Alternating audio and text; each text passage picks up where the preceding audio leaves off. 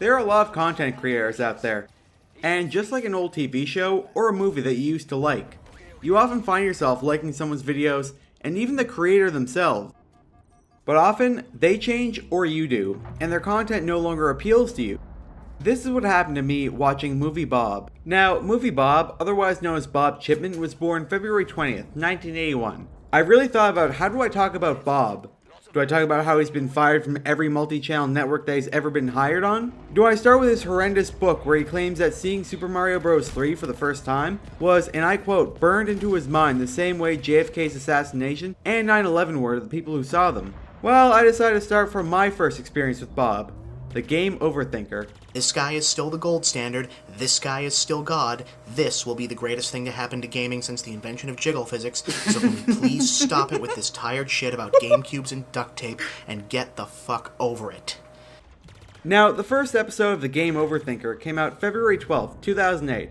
I'm not sure when I personally started watching Bob, but as an avid fan of Screw Attack back in the day, to the degree that my old gamer pick on the 360 showed that I was an SG1, it was probably around 2009 when I started watching Bob.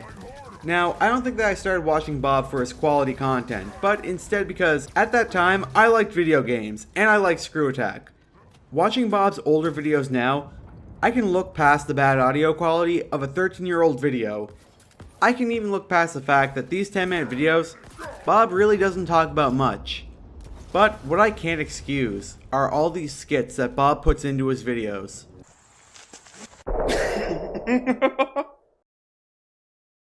Gets me every time.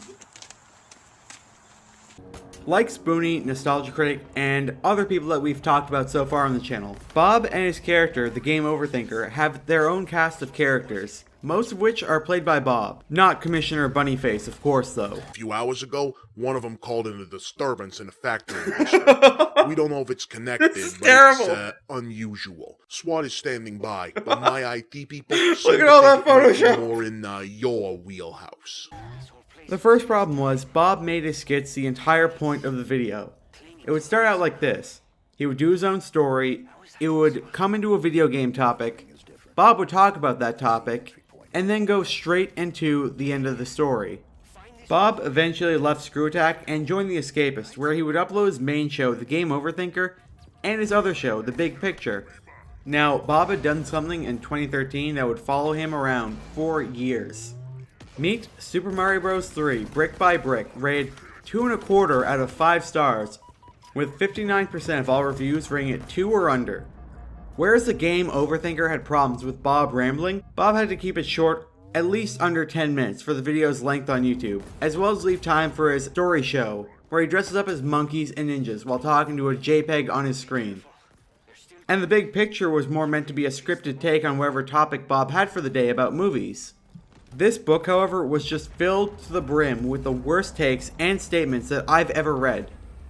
As of writing the script right now, I'm on page 22, and he's just talking about what games came out between Donkey Kong and 2012. But the climactic reveal of Super Mario Bros. 3 is burned, no, seared into my memory. The way JFK's assassination was for my parents' generation. Or the way 9/11 would be for mine a scant 12 years from then. Page 33. In my memories, the great console wars dragged on like my own personal Vietnam. Page 41. On page 49, Bob talks about how while working for a local cable access movie review show, he got fired for his negative review of The Passion of the Christ on his blog. I went onto his blog and I could not find such review. Honestly, by page 64, I had stopped reading. I was dealing with a boring, cringy Bob, and I wanted to skip to the good part.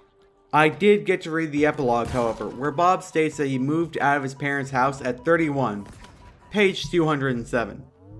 By 2014, Bob had chose to weigh in on Gamergate, a pushback from gamers against gaming journalists, where Bob had decided to side against his audience and go to Twitter to rave his opinions.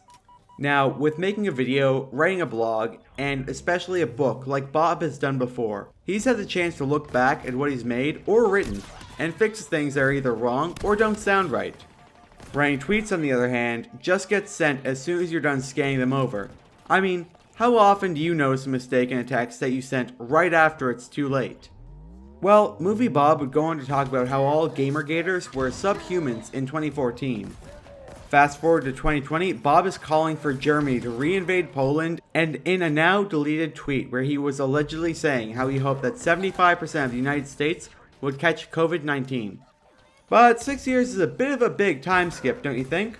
Let's jump back into 2014.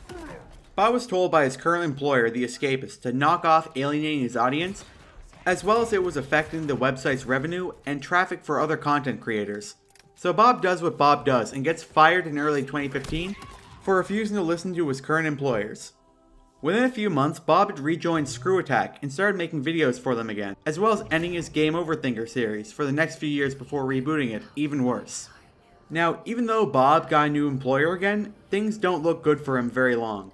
In September, Bob announced that he had diabetes. I never stopped being hungry, all the time. Never stopped wanting to eat a giant dish of lasagna, or a full rack of ribs for dinner with cake and or cookies for dessert. Which took work, since I'm a decent-ish cook and can just make that stuff if I want it badly enough.